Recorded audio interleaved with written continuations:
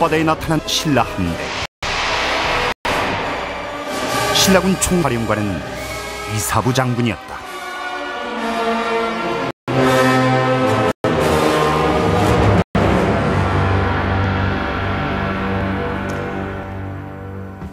신라군 이사부 하면 가장 먼저 떠오르는 이미지가 울릉도와 독도입니다. 울릉도는 삼국사기와 삼국유사에는 우산국이란 이름으로, 그리고 일본 역사서인 권면 우루마라는 명칭으로 등장을 합니다. 이런 울릉도를 우리 역사에 처음으로 끌어들인 이가 바로 이사부 장군이죠. 그런데 여러분께서는 이사부 장군이 어떤 방법으로 우산국을 정벌했는지 알고 계십니까? 우산국 정벌에 나선 이사부 장군이 내놓은 비장의 무기는 바로 이렇게 나무를 깎아서 만든 사자상이었습니다. 과연 이 나무 사자로 이사부 장군은 어떻게 우산국을 정벌했던 걸까요? 512년 음력 6월, 동해바다 한가운데 있는 섬 울릉도가 우리 역사에 처음 등장한다. 신라가 우산국 정벌에 나선 이날, 이사부 장군 옆엔 나무로 만든 사자가 있었다.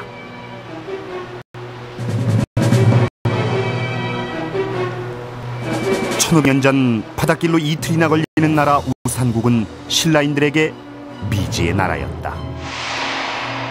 삼국사기에 따르면 당시 신라인들의 눈에 비친 우산국 사람들은 우둔하고 사나워 보였다. 우한이라는 말을 신라 입장이 아니고 우산국 입장에 보게 되면 상당히 영명한 사람들, 이렇게도 볼 수가 있죠. 그리고 영명한 사람들이기 때문에 신라 입장에서 볼 때는 거만하다. 그다음에 신라의 질서를 거부하기 때문에 오랑캐다, 이렇게 해석할 수가 있는 것이죠.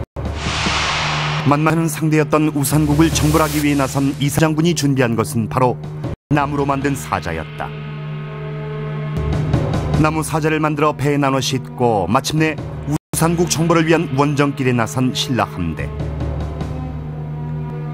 배 안에 실린 나무 사자는 우산국 정벌을 위한 비장의 무기였다.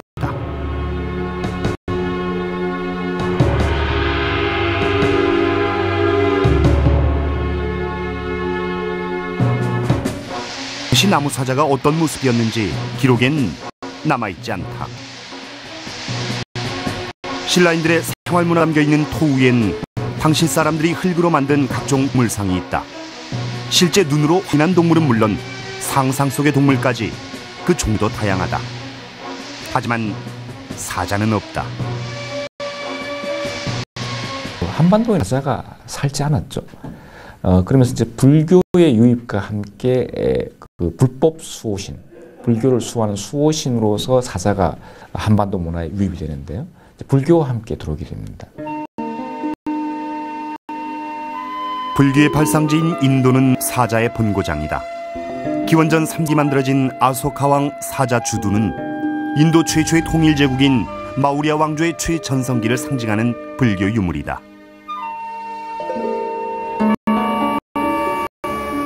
불교의 전례께 신라의 사자상이 나타난다. 이사부의 나사자가 만들어진 지 100여 년이 지난 후 제작된 사자상이다.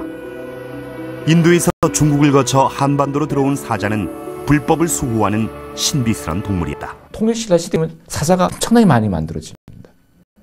통일신라의 대표적인 동물을 이야기하라고 하면 저는 사자라고 생각합니다. 그럼 그 이전에는 고신라에 전혀 없던 게 신라에는 갑자기 많아지게 되는데 그 사이에 이사부 장군이 나무로 만든 사자를 활용했다라는 것이죠. 나무 사자를 만들어 우산국 정벌에 나선 신라 장군 이사부. 그는 왜 나무 사자를 만든 것일까?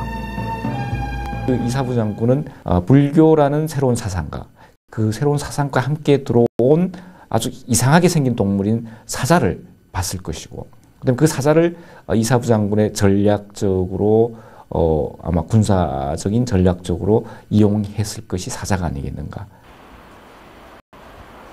지난해 이사부 역사문화축전 나무사자 깎기 대회에서 대상을 수상한 이성복 씨. 그는 이사부가 만든 나무사자를 재현하기 위해 통일신라시대 사자상에서 영감을 얻었다. 기계의 힘을 빌리지 않고 사자상을 깎으려면 최소한 한 달이 걸리는 지난한 작업이다. 상대를 위협하기 위해선 위협적인 모습으로 만드는 것이 가장 중요했을 것이다. 사자상을 만들면서 가장 신경 쓴 부분은 머리 부분이었다. 전쟁에서 상대를 제압할 수 있는 위용을 가진 사자상을 만들기 위해서다. 무섭다고 생각했겠죠. 엄청 무섭다고 생각했겠죠. 못 봤었던 동물이니까 굉장히 무섭다 생각을 했었겠죠. 나무로 만든 사자였지만 사자를 처음 본 우산국 사람들의 놀라움은 컸을 것이다. 사자상을 앞세운 이사부의 전술은 주요했고 이사부는 별다른 전투 없이 우산국 공략에 성공한다. 우산 사람들을 위협할 때 너희들이 복종하지 않으면 이 동물들을 풀어놔서 다 너희들을 해야겠다 이렇게 된단 말이죠. 그래서 사자로 가장한 이런 것이 이제 우리 기록에 처음 나오는 것이 이사부고 그것을 이제 트로이 목마처럼 이 모구사자를 활용해서 싸움에서 활용해서 이제 상대방을 복종시키는 이런 역할로 나오는 것이죠. 전에서 치밀한 계략으로 적의 눈을 속이는 전술은 고대로 갈수록 다양하게 활용된다. 신라 내무랑 때 신라군은 외적 침입하자 풀로 허수아비를 만들어 신라군처럼 보이게 했다. 이렇게 만든 수천 개의 허수아비를 토암산 기슭에 세우고 군사 1000명을 매복시켜 신라군은 왜구를 불시에 기습 공격한다. 결과는 신라의 승리였다.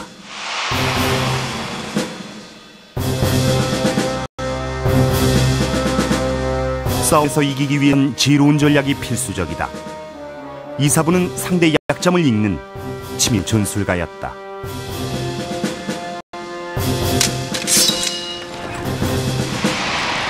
탈해왕 때 장수 거도가 말놀이로 인근 두 나라를 정복한 것처럼 이사부는 싸움에서 계략을 이용할 줄 아는 장수였다.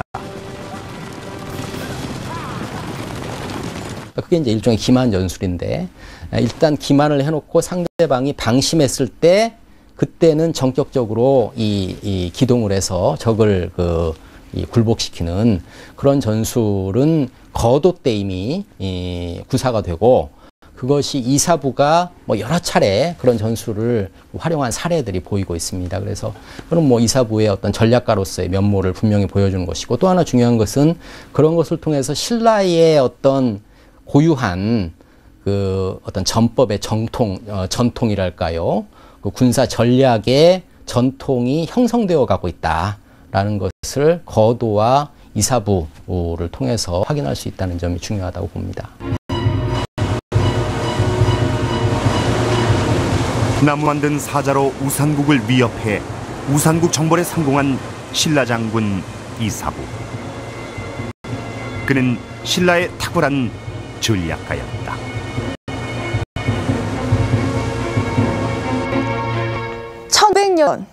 나무로 만든 사자를 이용해 우산국을 정벌했다니 그 전술이 놀랍지 않습니까? 도대체 이사부란 사람은 어떤 인물이길래 이런 책략을 썼는지 궁금합니다. 그런데 기록에는 이사부란 인물이 언제 태어나서 언제 죽었는지 그 생몰연대조차 밝혀져 있지 않아 궁금증을 더하는데요. 신라 장군 이사부, 그는 과연 어떤 사람이었을까요?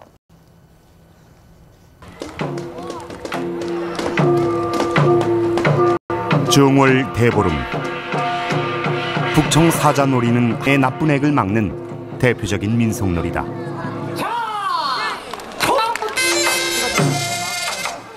백수의 왕 사자가 나쁜 액을 물리치는 힘이 있다고 믿었기 때문이다.